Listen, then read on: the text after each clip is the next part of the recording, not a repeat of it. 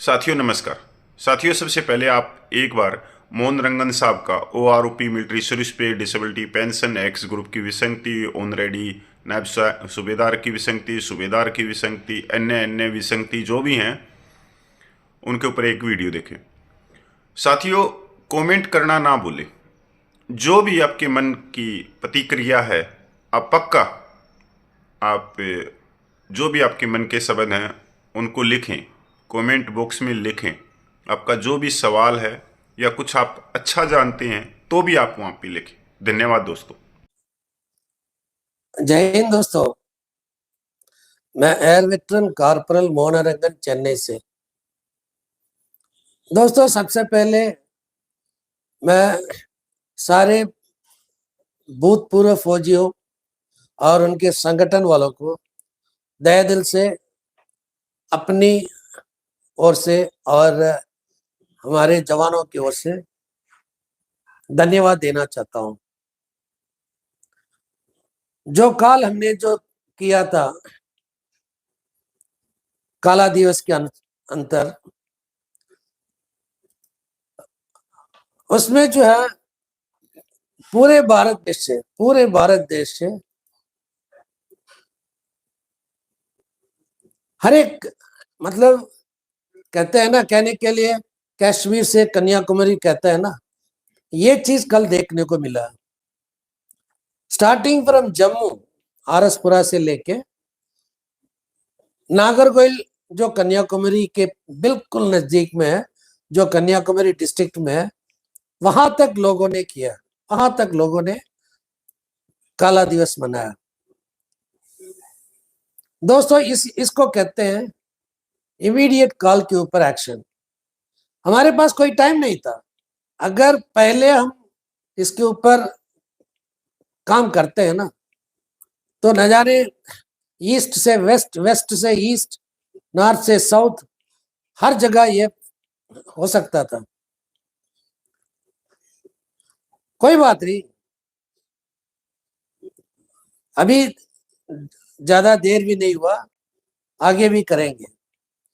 दोस्तों इससे पहले जो है मैं आपको 1 मिनट का एक ऑडियो मैं सुनाना चाहता हूं। ये ऑडियो है एक अफसर का है, और मैंने ये भी सुना है एक राज्यसभा या कहीं मतलब MP भी है, मुझे पक्का मालूम नहीं है। फिर भी अगर राज्यसभा या लोकसभा MP हो, कुछ भी हो, रेस्पेक्ट देना हमारा फर्ज बनता है। दोस्तों ये उन्होंने जो बात किया ना, फौज एक मतलब एक अफसर के तौर पे किया या राजनेता की मतलब पॉलिटिशियन के तौर पे किया, मेरी समझ में बिल्कुल नहीं आ रहा था। अभी मैं आपको उसका ऑडियो में सुनाना चाहता हूँ, वीडियो नहीं दिखाऊंगा क्योंकि वीडियो दिखाना जो है कानूनन गलत है। मैं आपको ऑडियो सुनाता हूँ। वन रैंक वन पेंशन फौज के लिए बहुत ही लाभदायक, यानी कि मेरी पेज इतनी नहीं थी, आज के दिन वो मेरी पेंशन है। उस रैंक में उस सर्विस के साथ सबकी वन रैंक वन पेंशन थी, और इससे 99% फौज खुश, बहुत अच्छी तरह खुश है। फिर भी इसमें कोई कमा पेशियां थी, छोटी मोटी विसंगतियां, उनको ठीक किया जा रहा है। और ये लोग जो काला दिवस वाले हैं, ये सुप्रीम कोर्ट में भी गए। सुप्रीम कोर्ट ने इनके पिटीशन को रिजेक्ट कर, देश मोदी ने चलाना है, सबसे पहले आपकी जेब में कितने पैसे हैं उसके मुताबिक बजट बढ़ता है, फिर रेलवे में भी लगाना है, सड़कों पे भी लगाना है, एजुकेशन पे भी लगाना है, फूड सिक्योरिटी पे भी लगाना है। सारे का सारा फौज के लिए या एक्स सर्विसमैन के लिए तो नहीं दिया जा सकता ना। ये जो काला दिवस इसका नाम दिया है, ये पॉलिटिकल स्टंट। मैं तो ये दोस्तों आप लोगों ने सुन लिया इसकी बात। मतलब कहते हैं ना, नमक शेरना। सुप्रीम कोर्ट में कौन सा जो है JCO जवान गए थे? सुप्रीम कोर्ट में कौन गया था, किस लिए गया था? ये सब हमें मालूम है। सुप्रीम कोर्ट में जाने से तो ये सारे के सारे ब्रिगेडियर से लेके vice chief of army staff तक जो है एक ही पेंशन हो गया। ये इस नेता को पता नहीं है, नेता कम अफसर। दोस्तों इनका कहना है वार रूपी सबके लिए लाभदायक, सबके लिए लाभदायक जब ये कह रहा है 99%, और मैंने यहां तक सुना है ये हरियाणा से बिलोंग करता है। हरियाणा में जो है सबसे ज्यादा शहीद परिवार है, सबसे ज्यादा, मतलब राजस्थान, हरियाणा, पंजाब, इन तीनों स्टेट में जितना मतलब शहीद परिवार है किसी स्टेट में नहीं है। अब इनको अपनी स्टेट का ही पता नहीं है, कहीं जाके पूछना चाहिए उस शहीद परिवारों से, शहीद परिवार को क्या मिलना चाहिए जो वॉर ओपी से पहले क्या मिल रहा था, जिसको एक एबीसीडी नहीं मालूम है। वो कहते हैं कि 99% लोगों को फायदा हुआ, शहीद परिवार को माइनस, और जो स्पेशल फैमिली पेंशन है माइनस। मैं हरियाणा में ऐसे ऐसे शहीद परिवारों को जानता हूं 1.5 साल में अपने पति को खोए, 1.5 साल की नौकरी में, और वो 1.5 साल के जो जिन्होंने अपनी पति दिया है वॉर ओपी में हमारे माननीय प्राइम मिनिस्टर साहब ने कितनी 1000 रुपए दिया है। जो एक ब्रिगेडियर से लेके जो vice chief of army staff तक जो है एक जैसा पेंशन जो देने वाला हमारे माननीय प्राइम मिनिस्टर साहब, एक शहीद परिवार को क्या दिया? एक जो विकलांग है,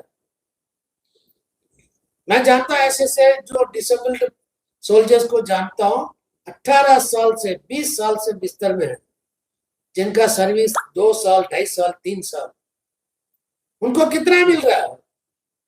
अगर कल को जो है उनकी जो कुछ कल उनको कुछ हो जाता है, उसके परिवार को कितना मिलेगा? कितना मिलेगा? 9,000 रुपए, मात्र 9,000, जो मिनिमम पेंशन। इसको वॉर ओपी कहते हैं भाई। जनरल साहब 99% खुश है। हम अपने लिए नहीं लड़ रहे हैं, हम उन शहीद परिवारों के लिए हम लड़ रहे हैं, उन विकलांग के लिए हम लड़ रहे हैं, उन स्पेशल फैमिली पेंशन के लिए लड़ रहे हैं।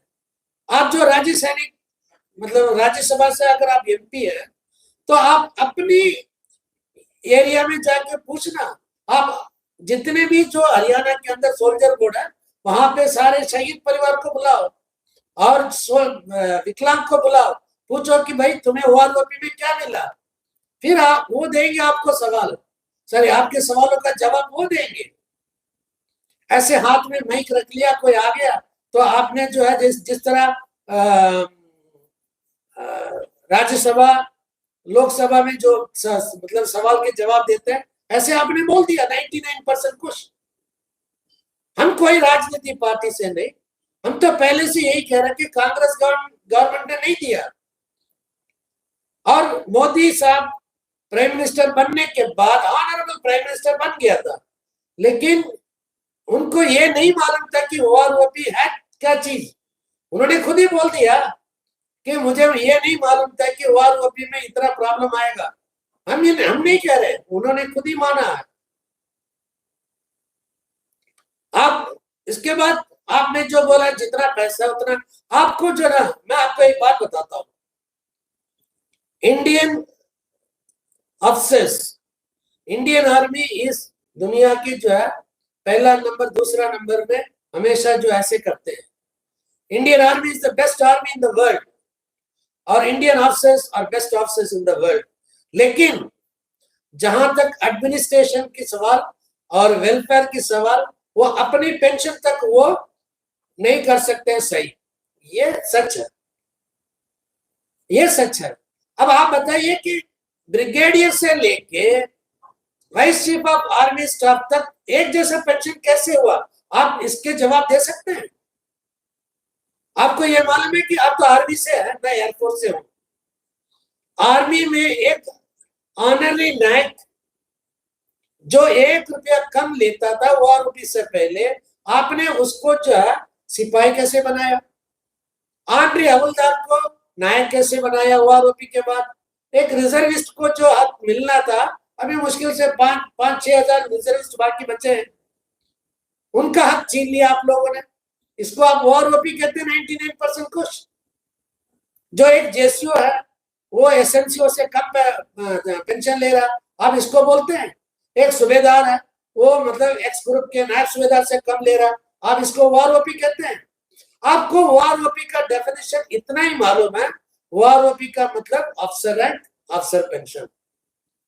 मैं अंत में ये कहना चाहता हूं, आपने सही कहा, ओआरओपी में 99% लोगों को फायदा हुआ है, वो खुश है। वो 99% वो अफसर है, और जो 1% जो खुश नहीं है वो भी अफसर है। वो ये किस लिए खुश नहीं है? क्योंकि जो मेजर है 95% मेजर तो वो लेफ्टिनेंट कर्नल की पेंशन में जंप हो गया 96 के बाद। जो कुछ बाकी मेजर्स बचे हैं जिन वो 1% में आता है।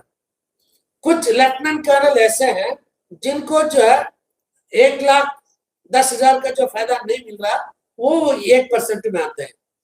आपने सही कहा, आप एक अफसर हो, एक कुछ लोग कहते हैं लेफ्टिनेंट जनरल रैंक में आप रिटायर हुआ, इसलिए आपको है ना यहां तक मालूम है।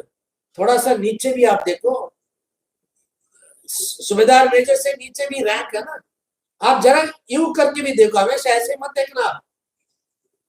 आप पहले स्टडी करो, फिर उसके बाद किसी को जवाब देना। अगर आपको बुरा लगे तो मैं कुछ नहीं कर सकता हूं, क्योंकि मेरा मकसद किसी को नीचे दिखाने का या किसी के खिलाफ बात करने का नहीं है।